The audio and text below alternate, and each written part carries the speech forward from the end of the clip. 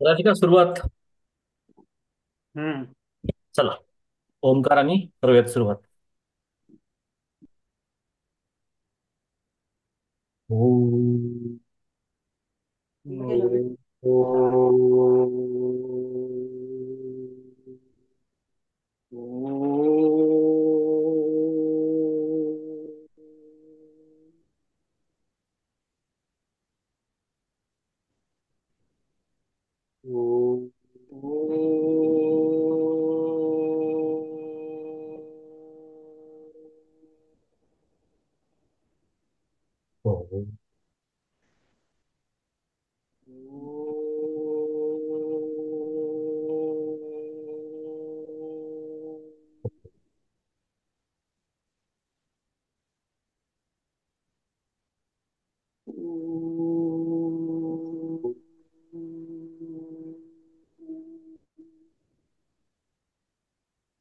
चला, आता आपण मागच्या सत्रामध्ये कुठपर्यंत पोहोचलो होतो? 440 का? 40 ना? नाही हो. रेकॉर्डिंग 440 पर्यंत आलं. अच्छा अच्छा, रेकॉर्डिंग तर जुनंवालं होतं.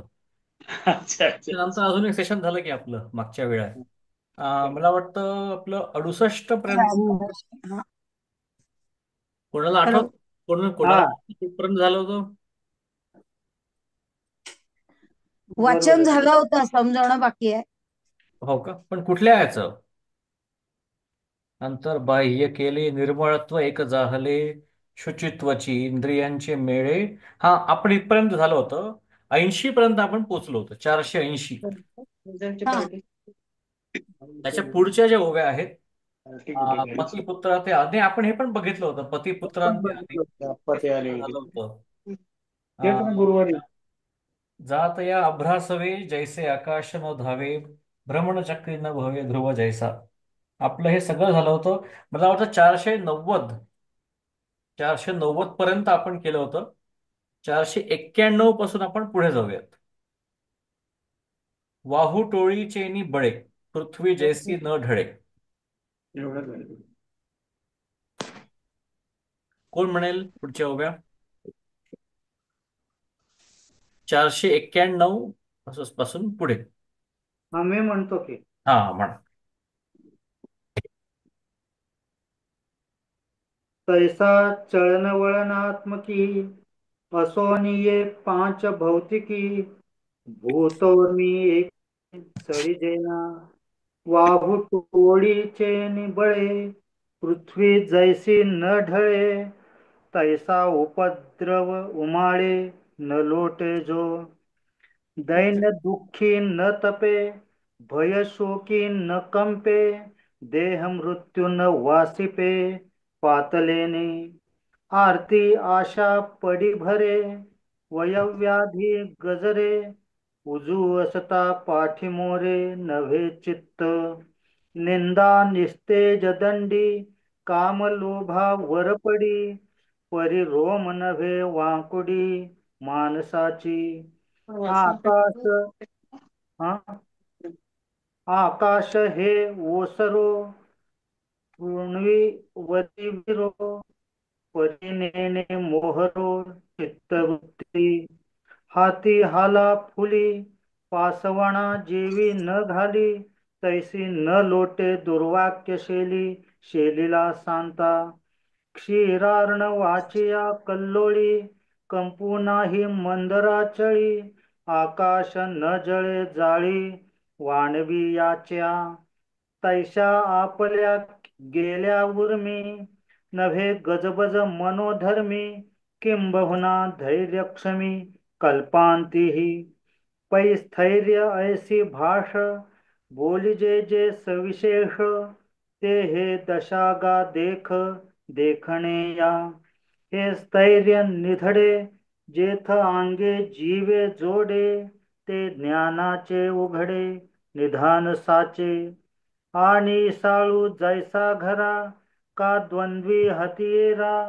न विसंबे भांडारा लुब्धको जैसा का एकलवतिया बाळका वरी पाडवनी ठाके अंबिका मधुविशी मधुभक्षिका लोभिणी जैसी अर्जुना जोया परी अंतःकरण जतन करी नेदी उभे ठाकोद्वारी इंद्रियांच्या म्हणे काम बागुल ऐकेल आशा सियारी देखैल तरी तरी जीवा जीवा टेकैल टेकैल म्हणो मी मनोनी विहे. विहे हा, आपण इथे थांबू. बाहेरी. नाही, आपण इथे थांबू. पाचशे हा पाच हा आणि क्रमांकाच्या ओळीवरती. किती किती नंबरची ओवी होती आणि 505 नंबरला आपण थांबलो. 491 ला आपण आता सुरू करतोय. हा 491 जास्त आपण सुरुवात ओके. करतो. बरं. तर आपण आता जे आपण सगळे वेगवेगळे गुण आपण बघत होतो भक्तांचे, त्याच गुणांचं वर्णन आपलं इथे कंटिन्यू होतंय. आणि जसं आपण मागे म्हटलं होतं की शुची हा एक गुण याच्या आधीचा होता. आणि त्या शुचीमध्ये काय सांगितलेलं की अंतर्बाह्य ते शुद्ध असतात. बाह्य शुद्ध कशामुळे होतात? गुरुभक्तीमुळे होतात. अंतर्शुद्ध कशामुळे होतात? ज्ञानामुळे होतात. आणि त्यांची ही जी शुद्धता आहे ही कुठलीही सिच्युएशन आली, कुठलीही परिस्थिती आली तरीही डळमळत नाही. तर हा माऊलींनी आपल्याला पूर्ण शुची हा गुण आपल्याला त्यांनी समजावून दिला होता. आता आपण जो पुढचा जो गुण बघणार आहोत तो आहे स्थैर्य. तर आपण अ, आता हे स्थिरता त्यांनी कुठून सांगायला सुरुवात केली म्हटलं तर अ, मला वाटतं 85. ठीक आहे, 85. तया नाव शुचीपण पार्थागा संपूर्ण हे देखसी तेथ जाण ज्ञान असे. ही होती 84 क्रमांकाची ओवी, 484. त्याची पुढची ओवी बघाल तर आणि स्थिरता साचे घर रिगाली जयाचे तो पुरुष ज्ञानाचे आयुष्य गा. की ज्या पुरुषाच्या अंगी स्थिरता असेल तोच पुरुष कोण आहे? ज्ञानाचं घर म्हणजे तोच पुरुष किंवा तो भक्त आहे. देह तरी वरिचिलीकडे आपुलिया परी हिंडे परी बैसका न मोडे मानसिंची. की देह आपापल्या परीने वाटेल त्या बाह्य व्यापारात गुंतलेला असो, पण याच्या मनाची जी बोधरूपी घडी बसलेली असते ती कधीही मोडत नाही. ही होती 85 क्रमांकाची ओवी. ही आता बोधाची घडी याला काय याचा अर्थ काय आहे? त्याचा अर्थ असा आहे की तुम्ही सगळ्यांनी पण असा अनुभव केला असेल की आपण जेव्हा एखाद्या मंदिरामध्ये जातो तेव्हा आपल्याला एकदम तिथे छान वाटतं, बरोबर? पवित्र वाटतं तिथे गेल्यावरती. आणि असं वाटतं की आपलं तिथे जे वातावरण आहे ते खूप पवित्र आहे आणि आपलं मन तिथे रुजतंय अध्यात्मामध्ये. किंवा आपण जेव्हा ज्ञानेश्वरी ऐकतोय त्यावेळी सुद्धा मनामध्ये सगळे पवित्र विचार असे येतात. मग काय होतं की आपला क्लास संपला की आपण आपल्या आयुष्यात परत जातो. आयुष्यात परत गेलो की मग किती वेळ आपल्या मनामध्ये ही भक्ती राहू शकते ते आहे स्थैर्य. की जर तुमचा जोपर्यंत फिजिकल सहवास आहे त्या मंदिरासोबत, ग्रंथासोबत, सेशन सोबत, तोपर्यंत असणारी पॉझिटिव्हिटी आणि त्याच्यानंतर जी राहणारी पॉझिटिव्हिटी आहे ती. असा सगळ्या योग्यांचा अनुभव पण असाच आहे की जेव्हा एखादा व्यक्ती अध्यात्मामध्ये थोडीशी प्रगती करतो त्यावेळी त्यांचा अभ्यास संपल्यानंतरही 1 ते 2 तास मनामध्ये हेच विचार सुरू असतात. लेट्स से की रामनाम सुरू असेल किंवा नाम जप सुरू असेल किंवा आपण जी आता कथा आपण जी कुठली वाचली असेल एखाद्या अध्यायामध्ये ती कथा आपल्या मनामध्ये रुळत राहते. म्हणजेच काय झालं की आपली भक्ती त्या ठिकाणी स्थिर आहे. मग 1 2 तासांनी काहीतरी नवीन विचार येतो, काहीतरी घडामोड होते, आपण न्यूज चॅनल बघतो आणि मग आपण त्या एका उच्च स्थळावरनं घसरतो खाली. तर भक्तीचं हे जे पूर्ण व्यवहार आहे, हा जो पूर्ण एक्सपिरियन्स आहे तो म्हणजे एखाद्या खूप घसरट अशा पर्वतावर चढण्यासारखा आहे. आपण त्याच्या वरपर्यंत पोचतो आणि घसरतो, परत चढतो, परत घसरतो. तर जे माऊलींनी सांगितलंय की हे जे भक्त आहेत ज्यांच्यामध्ये स्थैर्य हा गुण आहे त्यांचं काय होतं की ते कधीही त्या पर्वतावरून त्या पदापासून कधीही ढळत नाही. ते नेहमी त्या उच्च पदावरच असतात. त्यांच्या मनामध्ये सदैव चांगले विचारच नेहमी सुरू असतात. म्हणून देह वरिचिलीकडे, देहाकडनं सगळी कामं होत असली तरी मनाची जी त्यांची बैठक आहे भगवंता समोरची ती कधीही मोडत नाही. वत्सावरुनी धेनूचे स्नेह राना न वचे नवती भोग सतियेचे प्रेम भोग का लोभिया दूर जाये परी जीव ठेविलाची ठाये, तैसा देहो चाळिता नव्हे चाळू चित्ता. जेव्हा वासरापासून गाय दूर रानात गेली, तरी तिचं वासराबद्दलचं प्रेम काही रानात गेलं असं होत नाही. तिचं प्रेम अजूनही तितकंच स्ट्रॉंग असतं. एखाद्या आईने जेव्हा आपल्या मुलीला किंवा मुलाला जेव्हा शाळेत पाठवते, तेव्हा काही तिचं त्या मुलीबद्दलचं प्रेम संपत नाही. तेवढंच असतं, वाट बघत असते ती कधी परत येईल. मग तसंच भगवंताची भक्ती करताना सुद्धा या भक्तांच्या मनामध्ये हीच भावना असते. मग त्यांनी म्हटलंय की आता हे झालं होतं पॉझिटिव्ह एक्सपिरियन्स, पॉझिटिव्ह उदाहरण. निगेटिव्ह उदाहरण कसं आहे? एखादा जर खूप कंजूष माणूस असेल, त्याचं काय असतं की समजा त्यांच्या घरामध्ये त्यांनी काहीतरी एखादं द्रव्य किंवा धन त्यांनी घरामध्ये स्टोअर करून ठेवलंय. आता 8 दिवस बाहेर ट्रॅव्हल करायची वेळ आली, तर भलेही ते बाहेर ट्रॅव्हल करतायत, पण मन मात्र कुठे अडकलेलं आहे अजून? त्या लॉकरमध्येच आहे, लॉकरच्या अवतीभोवती. की कोणी घरात तर नसेल घुसलं, कोणी चोरी तर नसेल केली. तर जसं त्या कृपण व्यक्तीचं मन त्या लॉकरच्या आजूबाजूला असतं, तसंच या भक्तांचं मन हे भगवंताच्या आजूबाजूला नेहमीच असतं, ते कुठेही असले तरीही. असं आपल्याला माऊलींनी दोन्ही प्रकारे समजून दिलंय. का असं समजून दिलंय? त्याचं कारण असं आहे की एखाद्या आपण जर सदैव उच्च उच्च लोकांची उदाहरणं देत राहिलो, तर काय होतं? समोरच्यांना असं वाटू शकतं की हा, हे तर खूप उच्च लोक आहेत, त्यांनाच जमत असेल, मला तर काही जमणार नाही. पण जेव्हा एखाद्या दोषाचं उदाहरण देतो, ते दोष सगळ्यांमध्येच कुठे ना कुठे काहीतरी असतात. असं कोणीही व्यक्ती पूर्ण दोष आहे आणि पूर्ण गुण आहे असं तर नाही आहे. आपल्या सगळ्यांमध्ये गुण पण आहेत, दोष पण आहेत. मग एखाद्यानी गुणांसोबत नाही शिकलं तर दोषांकडनं पण शिकू शकतो, की त्या दोषाचंच पॉझिटिव्ह परिवर्तन कसं होऊ शकतं ते. म्हणून आपल्याला ते इथे माऊलींनी सांगितलं आहे स्थैर्याबद्दल, की लोभाची या दूर जाये परी जीव ठेविलाची ठाये, तैसा देहो चाळिता नव्हे चळू चित्ता. चित्त त्यांचं चळत नाही, ढळत नाही. जातया अभ्रासवे जैसे आकाश न धावे, भ्रमणचक्री न भवे ध्रुव तैसा. की भलेही आकाशामधले ढग कितीही हालचाल झाली, तरी आकाश काही हलत नाही. त्याप्रमाणेच या भक्तांची जी मती आहे ती भगवंतापासून कधीही हलत नाही. किंवा ध्रुव तारा, बाकी सगळ्या ताऱ्यांची मुवमेंट झाली तरी हा तारा काही हलत नाही. पांथिया करी काचिया येर झारा, सवे पथू न वच्चे धनुर्धरा, का नाही जेवी तरुवरा येणे जाणे. की वाटसरू वाटेल तितकी येवोत किंवा जावोत, पण वाट जशी नेहमी स्थिरच असते. जसं आता एखाद्या व्यक्तीने कोणाला तरी विचारलं का हो, हा रस्ता कुठे जातो? तो व्यक्ती म्हणतो की रस्ता कुठेच जात नाही, लोक खूप जातात मात्र इथनं, आणि लोक इकडनं शिवाजीनगरला जातात असे त्यांना तो सांगतो. तसंच इथे माऊलींनी सांगितलंय की जे रस्ते असतात ते कुठेही जात नाही, ते तसेच असतात. तसंच यांची जी भक्ती असते भगवंतामध्ये ती स्थिर असते. मग मनामध्ये येणारे विचार असो, सिच्युएशन्स असो, त्यांच्या आजूबाजूला काहीही झालं तरी आतून मात्र त्यांना काहीही त्याचा फरक होत नाही. जसं एखादा दिवा आपण बघितला जुनावाला, अम, ज्या दिव्यामध्ये बाहेर ते काचेचं असायचं, आतमध्ये दिवा होता, बरोबर? त्याला बाहेरून भलेही काळोख आला असेल, परंतु आतून मात्र दिवा अजूनही सतेज असतो. त्याचप्रमाणे तैसा चळण वळणात्मकी असोनी ये पांचभौतिकी. पांचभौतिकी म्हणजे हे जे शरीर आहे पंचभूतांनी बनलेलं, त्याच्यामध्ये कधी गुण येवो, कधी विकार येवो, कधी आजारपण येवो, किंवा एखाद्या वेळी तुम्हाला खूपच छान हेल्दी वाटो, हे काहीही झालं तरी त्यांची भक्ती मात्र काही बदलत नाही.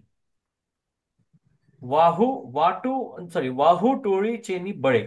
वाहू टोळी म्हणजे वावटळ किंवा स्टॉर्म. पृथ्वी जैसी न ढळे, तैसा उपद्रव उमाळे न लोटे जो. की उपद्रव आला आयुष्यामध्ये की लगेच ते भक्ती सोडत नाहीत. दैन्य दुःखी न तपे. आता मागे जे इथं माऊलींनी म्हटलं आधीच्या ओवीमध्ये, कुठलेही उपद्रव झाले, कुठलेही चॅलेंजेस आले, तरीही त्यांचं मन हलत नाही.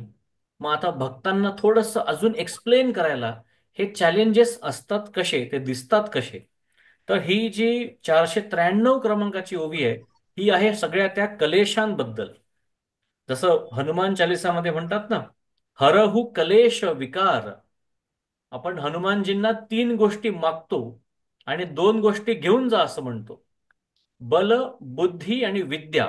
बल, बुद्धी, विद्या देहू मोही आणि हरहू उकले कलेश विकार. हर म्हणजे आपण कोणाला देतो ते नाही, कोणाकडनं आपण हिसकून घेतो नकळतपणे, ते म्हणजे हरहू. कलेश आणि विकार मलाही कळू नको देऊ. माझ्यातले सगळे विकार तुम्ही घेऊन जा आणि माझ्यातले सगळे कलेश किंवा माझ्या आयुष्यात असणारे जे जे प्रॉब्लेम्स आहेत ते सगळे पण तुम्ही घेऊन जा. मग आता हे विकार किंवा हे कलेश कसे असतात हेच इथे सांगितलेलं आहे 93 मध्ये. पहिले म्हटलंय दैन्य दुःखी न तपे. मग सगळ्यात पहिलं दुःख कुठलं म्हटलंय? दैन्य. मग आता हे दैन्य दुःख कुठलं असू शकतं? सगळ्यात ऑब्व्हियस म्हणजे आर्थिक स्वरूपाचं. एखाद्या व्यक्तीकडे पैसे कमी असतील किंवा पैसे असतील पण त्यांच्या मनामध्ये असतं की पैसे कमी असतील, मग त्याच्यामुळे काय होतं? तप होत, मग आपल्याला ताप येतो त्याचा. किंवा हे झालं आर्थिक रूप. दुसरं रूप कुठलं असतं? ते दैन्य रूप असतं दुसऱ्याला बघून, की अरे बघा या व्यक्तीची बॉडी कसली भारी आहे. हा टॉम क्रूज नावाचा हिरो 62 वयामध्ये पण अजून इतके छान ऍक्शन सीन्स करतोय आणि मी बघा अजून मी 30 मध्येच आहे आणि मला इतके विकार आले. मग काय झालं? हे झालं मानसिक दैन्य. म्हणून आपल्यामध्येच आपण वेगवेगळ्या प्रकारचे दैन्य घेऊन असतो आणि त्यामुळे आपल्याला त्याचा ताप होतो. म्हणून सगळ्यात पहिलं दुःख सांगितलंय ते दैन्य दुःख तपे. मग म्हटलंय भय शोकी न कंपे. म्हणजे कॉज आणि इफेक्ट आपण मागच्या वेळेला डिस्कस केलं होतं, हेच परत आलेलं आहे. कॉज काय आहे? भय. एखाद्या गोष्टीची आपल्याला भीती वाटत असते. एखाद्या एखाद्या व्यक्तीने चोरी केली असेल तर त्याला सारखी भीती असते की कोणीतरी मला येऊन पकडेल. आता याचं मी तुम्हाला आजकालचं एकदम क्लिअर उदाहरण सांगतो. आजकालच्या प्रोफेशनल जगामध्ये हे फार होत आहे. खूप वेळेला काय होतं की लोकांची बढती होते किंवा त्यांना प्रमोशन मिळतं आणि एकदम हाय लेवलचं प्रमोशन मिळतं. एकदम त्या लोकांच्याकडे 40-50 लोक त्यांना रिपोर्टिंग करायला लागतात आणि त्याच्यामुळे त्यांना असं वाटतं की माझी हे करायची ऐपत नाही, हे मला चुकून मिळालं आहे आणि आज ना उद्या कोणाला तरी हे कळेल की यांची ही चुकी झाली आहे आणि हे मला रिमूव्ह करतील. ठीक आहे? तर हा जो एक मनामध्ये असणारा जो भय आहे, हे भय आजकाल खूप कॉमन आहे आणि याचं नाव आहे इम्पॉस्टर सिंड्रोम. इम्पॉस्टर म्हणजे एखादा काय म्हणावं त्याला, एखाद्याचं सोंगाड्या किंवा रूप घेणारा, दुसऱ्याचं रूप घेणारा. हा रवी काका बोला, तुम्ही काहीतरी म्हणणार होते. म्यूट राहतो. लादलेलं. हा इम्पॉस्टर म्हणजे लादलेलं लादलेलं बरोबर आहे. तर इम्पॉस्टर सिंड्रोम आजकाल फार वाटतोय आजकाल सगळ्यांमध्ये. तर भय त्याच्यामुळे काय होतो? कंप होतो. म्हणजे आपण स्थिर स्थिर राहू शकत नाही. हे सगळ्या गोष्टी कशाबद्दल सुरू आहे? स्थैर्याबद्दल सुरू आहे. म्हणून भय त्याच्यामुळे काय होतो? कंप. दुसरा आहे शोक, त्याच्यामुळे पण होतो कंप. मग आता हा शोक कशाचाही असू शकतो. स्वतःच्या फेलियरचा पण शोक होऊ शकतो, दुसऱ्यांच्या सक्सेसचा पण शोक होऊ शकतो, किंवा मागे जुनी एखादी कुठली 18 वर्षापूर्वी घडलेली घटना, त्याचा शोक अजूनही मनामध्ये असू शकतो. त्याच्यामुळे हा शोक असला तरीही आपण काय होतो? स्थिर होऊ शकत नाही कुठल्याही ठिकाणी. म्हणून भय शोकी न कंपे. पुढे म्हटलंय देह मृत्यू न वासिपे. देह मृत्यू न वासिपे. आता इथे बघा त्यांनी किती छान म्हटलंय माऊलींनी. फक्त मृत्यू नाही म्हटलंय, देह मृत्यू म्हटलंय. कारण देहाच्या आत असणारा आत्मा तर अमर आहे. मृत्यू फक्त कोणाचा होतो? देहाचाच होतो. म्हणून सगळ्यांना सगळ्यात मोठं भय म्हणजे, सगळ्यात दुसऱ्या क्रमांकाचं भय म्हणजे मृत्यू. पहिल्या क्रमांकाचं भय आहे चार चौघात जाऊन बोलणं, पब्लिक स्पीकिंग, ते आहे नंबर 1चं भय. आणि नंबर 2चं भय म्हणजे मृत्यूचं भय. म्हणून मृत्यूचं भय जेव्हा येतं कोणाला पण, त्यावेळी सुद्धा ते लोक स्थिर वागू शकत नाही. आणि असे खूप सारे उदाहरणं आपल्या समोर असतात. एखादा व्यक्ती ज्याचं आत्ता त्यांनी जस्ट हेल्थ चेकअप केलं आणि त्यामध्ये 3-4 गोष्टी जरा हललेल्या आल्या रिपोर्ट्समध्ये. म्हणजेच काय? की त्यांच्या जीवावरती जणू काही हल्ला झाला आहे, त्यामुळे पूर्ण मानसिक स्थैर्य हलतं. मग कामात लक्ष लागत नाही, घरात लक्ष लागत नाही, झोप येत नाही, हे सगळं कशाची लक्षणं आहेत? स्थिरपणा नाही याची लक्षणं आहेत. आणि मागे आपण जे बघितलं होतं अं, विश्वरूप दर्शनामध्ये भगवंतांनी म्हटलं होतं, कालोस्मी लोकक्षय प्रवृद्ध, की मी कोण आहे? काळ आहे. आणि काळ काय करतो? सगळ्यांचं आयुष्य संपवतो. मग कोणाचं पण आयुष्य जेव्हा संपत असतं, त्या काळाच्या ओघामध्ये जेव्हा बाकीचे लोक वाहून जात आहेत, तेव्हा आपण पटकन वाहून जाऊ नये याच्यासाठी काय करू शकतो? एकच गोष्ट आहे, ती म्हणजे तुम्ही जे काही करत असाल ते एका लॉंगर ड्युरेशनसाठी आपल्याला करायचं आहे. जर तुम्ही गुरुचरित्र वाचन करत असाल तर गुरुचरित्राचं वाचन न थांबता करत राहायचं. तुम्ही कुठलीही एक ऍक्टिव्हिटी खूप वेळापर्यंत केली की तिथे आपला टाइम स्लो होतो.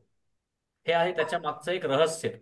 हे मी एका प्रवचनामध्ये एका व्यक्तींकडनं ऐकलं होतं आणि त्यांनी खूप छान समजावून दिलं होतं की जेव्हा एक व्यक्ती एकच गोष्ट खूप दिवसांसाठी करते, आता कोणी आर्किटेक्ट असेल, ठीक आहे, एखाद्या आर्किटेक्टनी गेले 20 वर्ष फक्त बिल्डिंगचं आर्किटेक्चरच बनवलंय.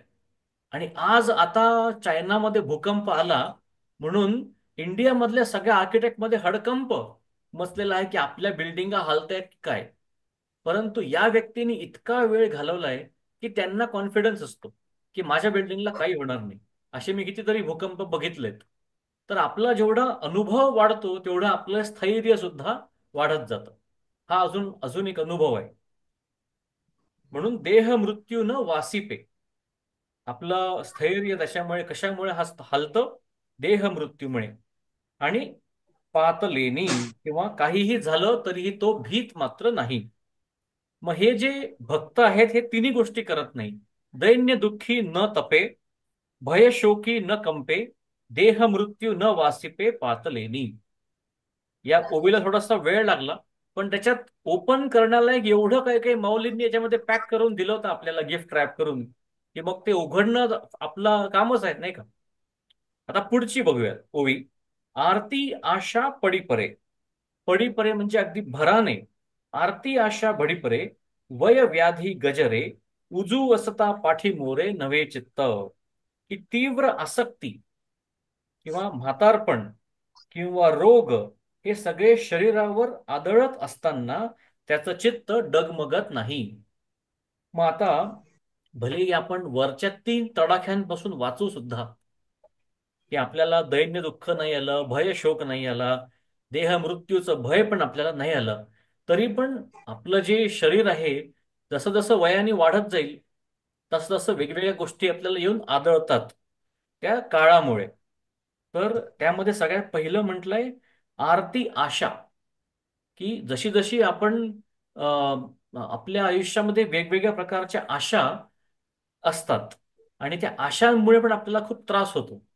आता या आशेचे एक खूप छोटंसं उदाहरण मला आत्ताच रिसेंटली झालं, की एका मित्रांच्या एका ग्रुपमध्ये एका व्यक्तीचा वाढदिवस होता. आणि तो वाढदिवस असताना त्या व्यक्तीच्या वाढदिवसाच्या वेळेला त्यांनी मध्यरात्री येऊन कट केला, केक वगैरे कट केला, फुल सेलिब्रेशन केलं. मग त्याच ग्रुपमध्ये एक दुसरा व्यक्ती पण होता. त्या व्यक्तीचा बर्थडे फक्त 3 दिवसांनी होता. मग आता या व्यक्तीला मनातनं ऑटोमॅटिक आशा, की तो त्या ग्रुपमध्ये नव्हता, पण हा एक त्यांनी फक्त ऐकलं हे सगळ्या लोकांनी केलंय. स्वतःच्या वाढदिवसाच्या दिवशी त्याला इतकी आशा की त्याने स्वतःच बर्थडे केक मागवून ठेवला, फ्रीजमध्ये ठेवला आणि रात्री 12 वाजता उठून सगळ्यांची वाट बघत बसला, कोणीतरी येईल कोणीतरी येईल, आणि कोणीच नाही आलं. मग त्यांचा झाला अतिशय निराश झाले. आणि निराश तर झालेच, पण पुढल्या दिवशी फोन करून सांगतात सुद्धा, का हो तुम्ही आले नाही माझ्या वाढदिवसाला रात्री, मी तुमच्या सगळ्यांची वाट बघत होतो, मी तर केक पण आणून ठेवला होता. मग लोकांनी म्हटलं की आम्ही तुला म्हटलं होतं का आम्ही काही येऊ म्हणून, किंवा आमचं असतं तर आम्ही केलं असतं. म्हणजेच काय, की आशा ही जी असते ती आपल्याला खूप साऱ्या दुःखांना आपल्याला आणून ठेवते आपल्या समोर. मग दुसरं म्हटलंय वय आणि व्याधी. आणि माऊलींनी दोन्ही गोष्टी वेगवेगळ्या केलेल्या आहेत. पहिलं म्हटलंय वय. वय म्हणजेच काय, की आपलं जसं जसं वय वाढतंय तसे तसे बॉडीची कॅपॅसिटी कमी होते, बरोबर. आणि या बॉडीच्या कमी होणाऱ्या कॅपॅसिटीचं डायरेक्ट कनेक्शन आहे आशेसोबत. समजा कोणीतरी एक अशी व्यक्ती आहात की तुम्हाला रोज सकाळी धावायला जायला आवडतं. आता तुम्ही गेले 20 वर्ष धावताय, पण आता तुम्ही जेव्हा 75मध्ये असाल तरीही तुम्ही सकाळी उठून धावाल अशी जर आशा केली तर आपलीच निराशा होऊ शकते. म्हणजे अजूनही धावणारे आहेत, नाही असं नाही, पण सगळ्यांना जमतं असं नाही.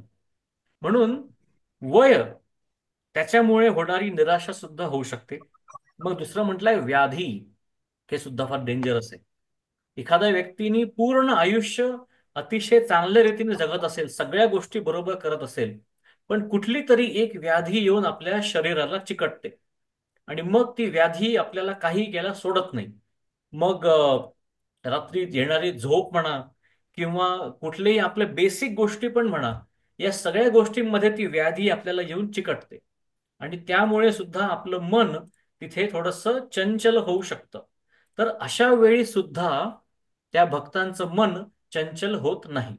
म्हणजेच काय, की माऊलींनी आपल्याला सांगितलंय की तुमच्या आयुष्यामध्ये यांच्यापैकी कोणीही आलं तरीही तुम्ही मात्र काही माऊलींचा हात सोडू नका. भगवंतांचा हात तुम्ही सोडू नका. तो तर सोडणार नाहीच, आपणही सोडायचा नाहीये. कारण आपल्या सगळ्यांचा पिता कोण आहे? भगवंत आहे. त्याच्यामुळे तो काही आपला हात सोडत नाही, आपला हात धरूनच तो चालतोय आयुष्यभर.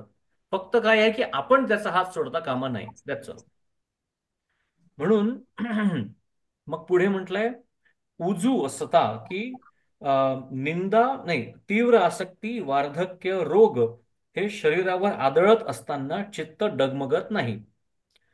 आणि चित्त डगमगणं याचा अर्थ काय, म्हणजे काय करतो माणूस चित्त डगमगलं तेव्हा, की आत्तापर्यंत आयुष्यभर दत्तांची भक्ती केली होती, पण आता मध्येच कुणीतरी येऊन सांगितलं की तुम्हाला माहितीये का, हे बाबा बसतात, त्या बाबांचा तुम्ही ताबीज घातलं तर होईल ठीक.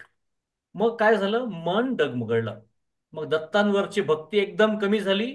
नवीन भक्ती कोणाकडे गेली? त्या बाबांकडे गेली.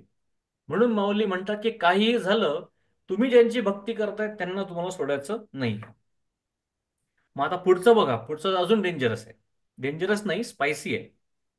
निंदा निस्तेज दंडी, ही आहे 95 क्रमांकाची ओवी बरं का. निंदा निस्तेज दंडी, काम लोभा वरपडी, परी रोमा नव्हे वांकुडी मानसाची. म्हणजे निंदा, अपमान, दंड, काम आणि लोभ यांच्या सपाट्यात सापडला असताना सुद्धाही त्याचा केसही वाकडा होत नाही. आता दोन गोष्टी आहेत, एक आहे निंदा आणि एक आहे अपमान. निंदा ही ऍक्टिव्हली केल्या जाते, की तुम्ही कोणाला तरी वाईट शब्द बोललात, ती तुम्ही त्यांची निंदा केली. अपमान होण्यासाठी काहीही बोलायची सुद्धा गरज नसते. खूप वेळेला तर नकळतपणे अपमान होतात, की आपण कुठल्या तरी रूम मध्ये गेलो, तिथे 5 लोक होती, 5 पैकी आपण उजवीकडनं सुरुवात केली आणि त्याला आपण पहिले नमस्कार म्हटलं किंवा हाय म्हटलं. डावीकडचा माणूस म्हणत बघा, मी यांना इतके वर्ष ओळखतो, मला ओळख नाही दाखवली, माझा अपमान केला. तुमच्या मनात तसं काहीही नव्हतं, पण तरीही काही एकही शब्द न बोलताही अपमान होऊ शकतो. आता हा अपमान आपण दुसऱ्यांचा केला.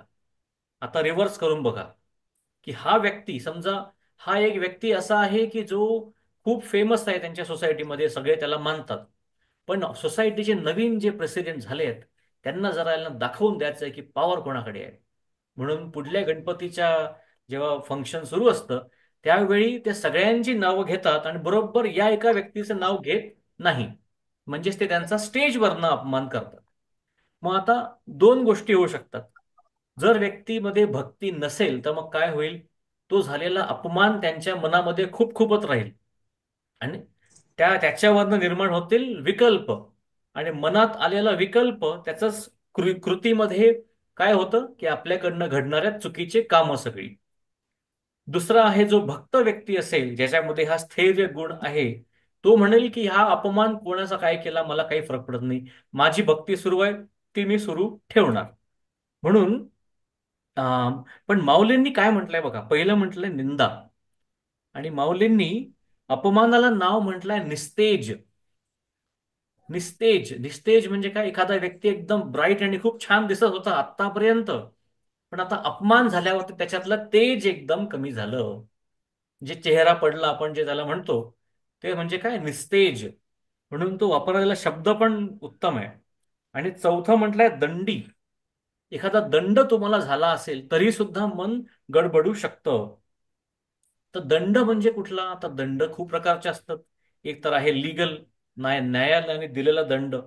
दुसरा असतो इन्कम टॅक्सने दिलेला दंड, तो दरवर्षी बसतोच आपल्या सगळ्यांना. तिसरा असू शकतो की एखाद्या अनोळखी सिच्युएशन मध्ये तुम्हाला मिळालेला दंड. असे वेगवेगळ्या प्रकारचे दंड आपल्याला मिळतात, पनिशमेंट्स. मग पुढे म्हटलंय काम लोभा वरपडी, की तुम्हाला काम आणि लोभ सुद्धा प्राप्त होऊ शकतो. परी रोमा नव्हे वाकुंडी मानसाची, परंतु त्या व्यक्तीचा रोम सुद्धा हलत नाही या गोष्टींमुळे. मग पुढे म्हटलंय आकाश हे ओसरो, पृथ्वीवरी विरो, परी नेणे मोहरो चित्तवृत्ती, हाती हाला फुली, पासवणा जेवी न घाली, तैसा न लोटे दुर्वाक्यशैली, शेलीला संता. म्हणजे आकाश कोसळो की पृथ्वीवरून जाओ, पण त्याचे चित्त हे नेहमी स्थिर असते. हत्तीला, आता खूप किती छान उदाहरण आहे बघा पुढचं. हत्तीला फुलांच्या माळेने मारलेले असता तो जसा मागे हटत नाही. म्हणजेच काय? हम्म. की जेव्हा, आता समजा इमॅजिन करा तुमचाच कुठेतरी अपमान झाला. मग आपल्याला काय समजायचंय? की मी एका हत्तीप्रमाणे आहे आणि हे एक छोटासा फूल येऊन मला लागलाय, याच्यामुळे माझा काहीही फरक पडत नाही. आपण जर अशी मनस्थिती ठेवली तर आपलं मन कधीही डगमगणार नाही. म्हणून हत्तीला फुलांच्या माळेने मारले असता तो जसा मागे हटत नाही, त्याप्रमाणे या भक्तावरती शेलक्या शब्दांचा प्रहार केला असता तो काही सलत नाही.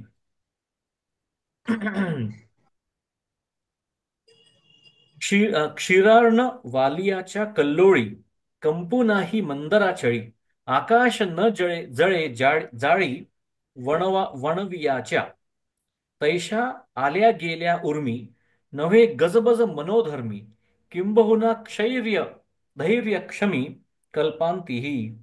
म्हणजे क्षीरसागरांच्या लाटांनी तसा मंदार पर्वत ढळत नाही, अरण्याच्या आगीने जसे आकाश जळत नाही किंवा तापतही नाही, तशी वाटेल तेवढी इंद्रियांची गडबड चालो, त्याने त्याचे मन कधी गडबडत नाही.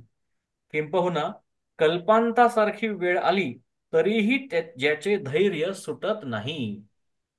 तर आता जसं आज सकाळीच मी आता सध्या गुरुचरित्र वाचतोय, आणि आज 6वा अध्याय मी जेव्हा वाचत होतो त्यामध्ये गोकर्णाची कथा त्यामध्ये येते. आणि गोकर्णाची कथा येते तेव्हा रावण आणि शिव यांचा संवाद ते सांगत होते. तर त्या संवादामध्ये शिव हे रावणाला म्हणतात, तुला काय हवंय मला सांग. मग त्यावेळी रावण म्हणतो, तुम्ही मला काय द्याल? विष्णूची बायको लक्ष्मी ही माझ्या घरी धुणी भांडी घासते, तुमचे सगळे देव माझ्या घरी कामं करताय वेगवेगळ्या प्रकारची, आणि या सगळ्या जगावरती माझीच सत्ता आहे, त्याच्यामुळे तुम्ही मला असं वेगळं काही देऊ शकाल असं वाटत नाही. मग आता हा वाद किंवा कोणाचा पॉइंट ऑफ व्ह्यू होता? रावणाचा. त्याच्यामुळे काय झालं? त्याला असं वाटायचं की माझ्याकडे आता इतकं काही आलेलं आहे की मला काहीही होऊ शकत नाही. असंच आपल्याला पण असं खूप वेळेला वाटतं की माझ्याकडे मी आत्तापर्यंत एवढं काही कमवलंय, मग लोक असो, त्यांनी दिलेला एखादा सत्कार असो किंवा काहीही असो, की याच्यामुळे आता मला काही होऊ शकत नाही. तर माऊली म्हणतात की तुमच्या समोर अख्खं जग जरी संपत आलं, कल्पांत होतोय, म्हणजे सगळेच्या सगळे ग्रह तारे सगळे नष्ट झाले, सगळ्यात शेवटची पृथ्वी, त्याच्यावर शेवटचं भारत देश, त्याच्यामध्ये बसलेले तुम्ही, तेवढंच फक्त शिल्लक आहे. एवढं असतानाही आपली भक्ती आपण सुरू ठेवायची आहे. हे म्हणजे काय? कल्पांताच्या शेवटी सुद्धा आपण आपली भक्ती कमी करायची नाही. अं,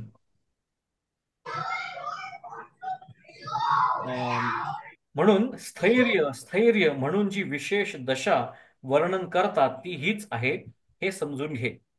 असं दृढ किंवा बळकट स्थैर्य हा ज्याचा जणू देह स्वभावच झाला, तो व्यक्ती कोण आहे? ज्ञानाचे उघडे वसती स्थान आहे, की त्याच्याकडनं सगळं ज्ञान निघतं आहे, यात शंका नाही.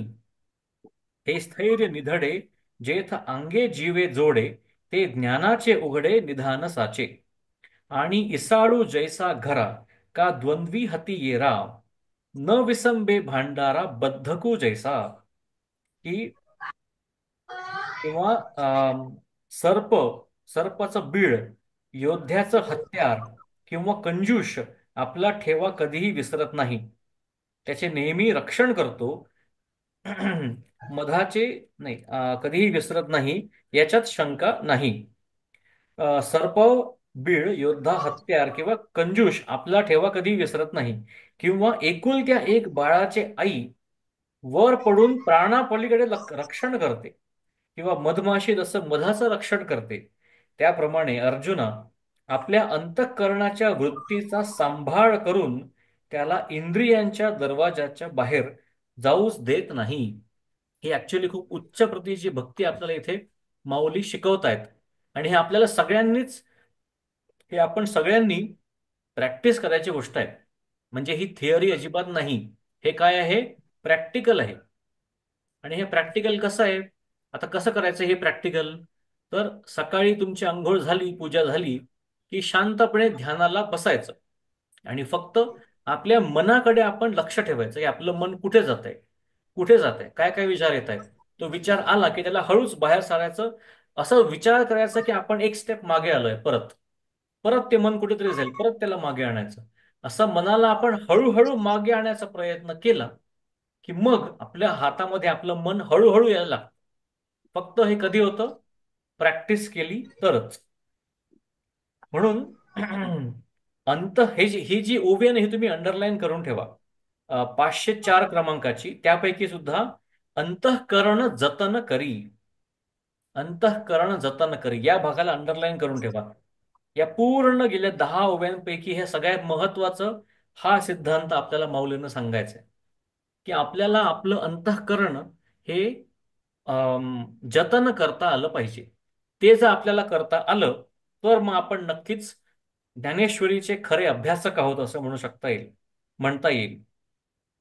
नेवी उभे ठाको द्वारी इंद्रियांच्या, म्हणे काम बागुल ऐकेल, हे आशा सियारी देखैल, तरी जीवा टेकैल म्हणून बिहे.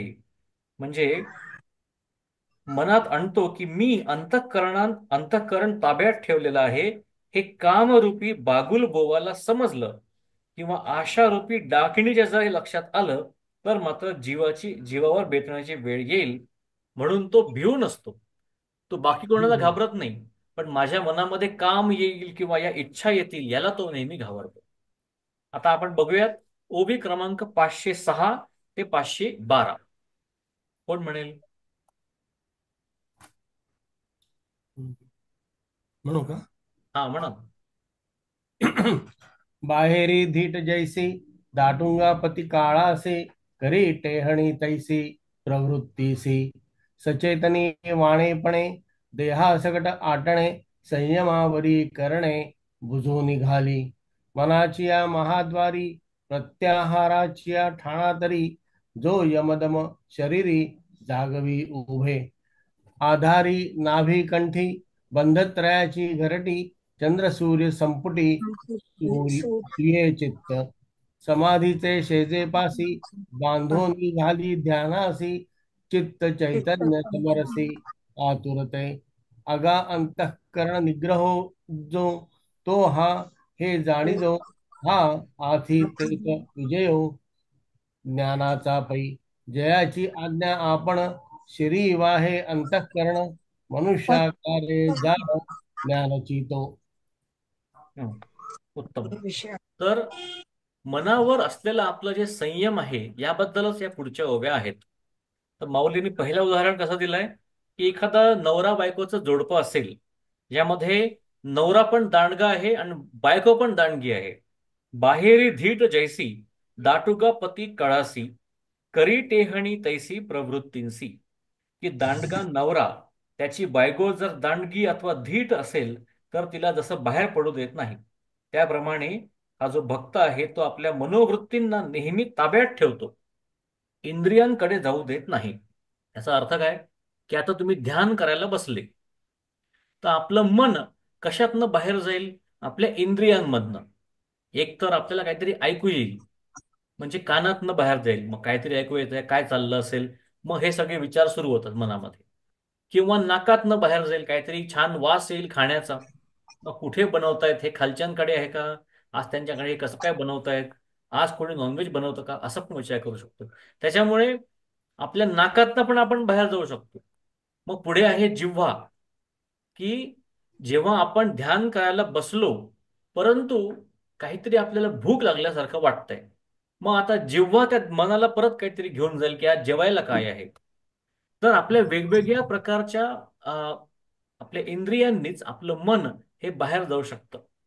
म्हणून आधी पण आपण हे दोन ऍटलिस्ट एक तर दोन वेळा नक्कीच बघितलंय, की इंद्रिय दमन करून मग आपण कुंडलिनी शक्ती कशी जागृत करू शकतो. याच पूर्ण प्रोसेसचं एक छोटंसं रिकॅप आपल्याला इथे माऊलींनी दिलेलं आहे, की सचेतनी वाणेपणे देहासकट आटणे, संयमावरी करणे बुजवून घाली, मनाची या महाद्वारी. काय सुंदर शब्द आहे बघा. मनाचं महाद्वार प्रत्याहाराची या ठाणांतरी, जो यमदम शरीरी जागवी उभे. की जसं कुठल्याही महादारावरती दोन सिक्युरिटी गार्ड उभे असतात. हे दोन सिक्युरिटी गार्ड्स कुठले, एक आहे यम आणि एक आहे दम. हे दोन सिक्युरिटी गार्ड्समुळे, यमामुळे आणि दमामुळे, ज्या आपण आपल्या शरीराला लावलेल्या ज्या सगळ्या सवयी आहेत, त्यामुळे आपल्या शरीराला तेवढी भूक लागणारच नाही. आपण कानांनी ऐकलेलं सगळे इग्नोर करायला शिकू, म्हणजे आपलं मन त्या महाद्वाराच्या आतच राहील नेहमी. आधारी नाभी कंठी बंधत्रयाची घरटी. बघा आता हे तीन आपल्या शरीरामध्ये ज्या सगळ्या नाड्या असतात ना, त्या सगळ्या नाड्यांचे तीन बंध असतात. जिथे पीळ झालेला असतात त्या याच्यासारखा तीन ठिकाणी ते पीळ आहेत. त्याला माऊलींनी म्हटलंय बंधत्रयाची घरटी. घरट कसं असतं, ते आता घरट तुम्ही इमॅजिन करा, त्यात काय असतं, सगळे लहान लहान काड्या असतात ना. तसं या सगळ्या वेगवेगळ्या प्रकारच्या शिरा आपल्या बॉडी मधल्या, त्यांनी बनलेलं एक घरट, आणि त्या घरटामध्ये आहे तीन वेगवेगळ्या प्रकारचे हे बांधे. म्हणून बंधत्रयाचे हे घरट. चंद्र सूर्य संपुटी सुये चित्त. मग पुढे काय म्हटलंय, की सर्व इंद्रियांवर मना इतकी सत्ता चालवणं शक्य नसल्यामुळे ज्या देहाची ती इंद्रिय आहेत, त्या देहासकट तो त्यांना नियमाच्या स्वाधीन करतो. म्हणजे कसं आहे, की आता बघा, आपल्या या ज्या सगळ्या इच्छा असतात, या डायरेक्टली मनाशी बोलत नाही. त्या कोणाशी बोलतात, शरीराशी बोलतात. म्हणून मन बोलेल शरीराशी, शरीर बोलेल इंद्रियांशी. म्हणजे कसं, आता अम, समजा तुम्ही गेले आठवडाभर तुम्ही उपवास करताय, म्हणजे तुम्ही तुमच्या शरीराला ट्रेनिंग असं दिलंय की कमी खायचं, कमी खायचं, कमी खायचं. त्याच्यामुळे 8व्या दिवशी बरोबर तुम्हाला कमी भूक लागेल, कारण तुमच्या शरीराने ते ऍडजस्ट केलंय. मग ज्या दिवशी तुम्हाला कमी भूक लागेल, म्हणजेच काय झालं, तुमच्या इंद्रियांनी तुमच्या देहाचं ऐकलं. म्हणून मन म्हणतं, इथे माऊलींनी सांगितलंय, की मन या इंद्रियांना कंट्रोल करण्यासाठी देहाला कंट्रोल करतं. कशाच्या थ्रू? शम आणि दम, यम आणि दम यांच्या थ्रू. मग मनाच्या महाद्वारामध्ये इंद्रिय दमनाच्या चौहाट्यावर, म्हणजे तो चौक, जो यम आणि दम यांना नित्य जागृत ठेवतो.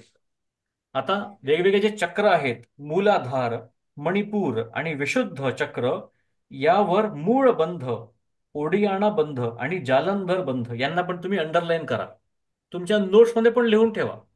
मी मगाशी म्हटलं ना, तीन प्रकारचे बंधनं. हे तीन बंधनं कुठली आहेत, हे तीन त्यांची नावं आहेत. मूळ बंध, वोडियाणा बंध, जालंधर बंध. आणि ही तिन्ही बंधनं एकेका मूल चक्राशी कनेक्टेड असतात. आणि हे तिन्ही स्थिर करून मग काय करायचंय, इडा आणि पिंगला यांच्यामध्ये जी सुषुम्ना असते, आपण एकदा मागे बघितलं होतं, की आपल्या नागपुड्यांपैकी एकच नागपुडी कुठली तरी सुरू असते, एकतर पिडा, इडा किंवा पिंगला. आणि एक आहे अग्नी आणि एक आहे जल. मग ज्यावेळी तुमची इडा सुरू असेल, तेव्हा तुमच्या शरीरामध्ये सगळं अग्नी सुरू आहे, म्हणजे तुम्ही ऍक्शनच्या मोडमध्ये आहात. तुम्ही जेव्हा रात्री झोपायला सुरुवात करता, तेव्हा तुमची पिंगला सुरू होते, मग तुम्ही एकदम कूल डाऊन मूडमध्ये जाता. आणि ज्यावेळी तुम्ही योग अभ्यास इतका वाढवाल की दोघांचा पण फ्लो इक्वल होईल, ज्या मोमेंटला तुमचा फ्लो इक्वल होईल, त्यांच्या मध्ये एक एक दडलेली हे असतं. त्याचं नाव आहे, त्याचं नाव काय सांगितलं त्यांनी? सुषुम्ना. सुषुम्ना. म्हणून इडा आणि पिंगला यांच्या मध्ये असलेल्या सुषुम्नेमध्ये चित्ताचा तो लय करतो. त्यांनी सांगितलंय की सुषुम्नेच्या थ्रूच आपलं चित्त इथनं बाहेर जातं. मग पुढे बघा, समाधीचे शेजे पाशी बांधोनी आली ध्यानासी, चित्त चैतन्य समरसी आतुरते. बघा, त्यांनी समरस कशाचा केलाय? चित्ताचा आणि चैतन्याचा समरस केला.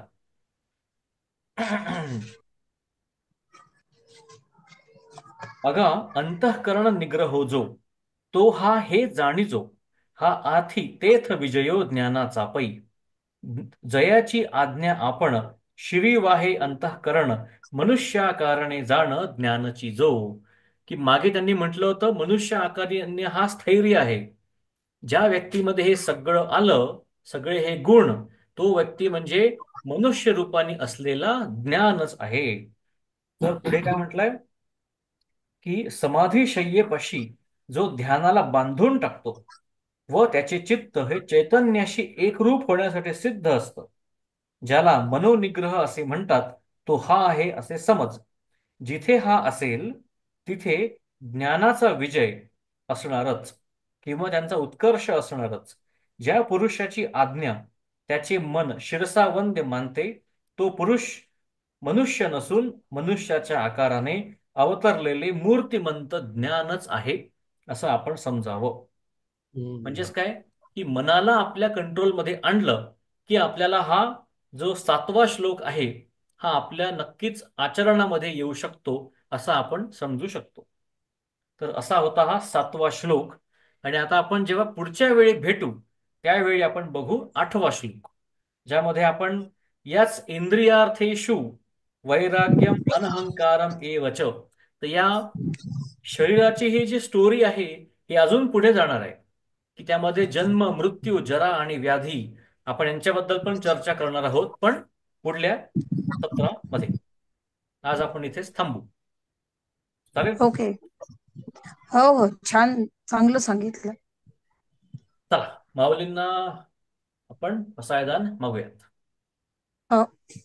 आता आता विश्वात्मके विश्वात्मके देवी देवे, येणे येणे वाग्यज्ञे वासरणे तोषावे, तोषावे, तोषोनी मज तोषी द्यावे, द्यावे, पसायदान हे प्रसादानाचे. जे जे खळांची व्यंकटी कळी सांडो, व्यंकटी सांडो, तया सत्कर्मे रती सत्कर्मी वाढो, रती वाढो, भूता परस्परे पडो, पडो, मैत्र जीवांचे जीवांचे दुरितांचे दुरितांचे तिमिर जावो, विश्वस्वधर्म सूहे विश्वधर्म तू पाहो, हे पाहो, जो जे जो वांछितो ते लाभो, देवांतो प्राणी प्राणदाता जातो वर्षत सकळ सकळ मंगळी, मंगळी, ईश्वर ईश्वर निष्ठांची निष्ठांची मानियाळी, मानियाळी, अनवरत भूमंडळी, भूमंडळी, तू भूता तू भूता, चला कल्पतरुचे कल्पतरूचे आरव, आरवा,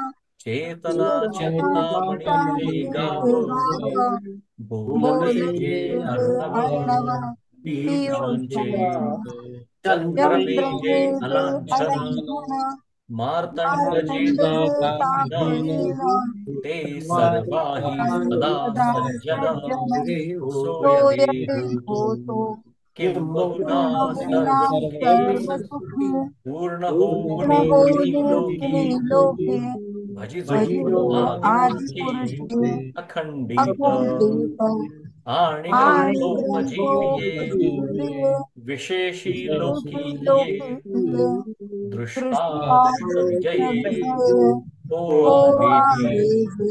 येथ एक म्हणे श्री म्हणे श्री विश्वेश्वरा, विश्वेश्वरा, हा हा होईल होईल बसावो, दानव, येणे वरे येणे ज्ञान वरे देवो, सुखिया सुखी झाला, सुखिया सुखिया झाला, झाला, सुखिया सुखिया झाला, झाला, येणे वरे येणे ज्ञान वरे देवो, ज्ञान देवो, सुखिया सुखिया झाला. झाला. पंढरीनाथ महाराज पंढरीनाथ की जय. महाराज की जय. माऊली ज्ञानेश्वर महाराज ज्ञानेश्वर की महाराज जय. की जय. जगद्गुरु जगद्गुरु संत संत तुकाराम महाराज की जय. श्री श्री कृष्णार्पणमस्तु. कृष्णार्पणमस्तु. वा वा, छान झाला छान क्लास. छान. मस्त. अगदी सखोल सांगितलं. आता वेळ कसा गेला कळलंच नाही आज.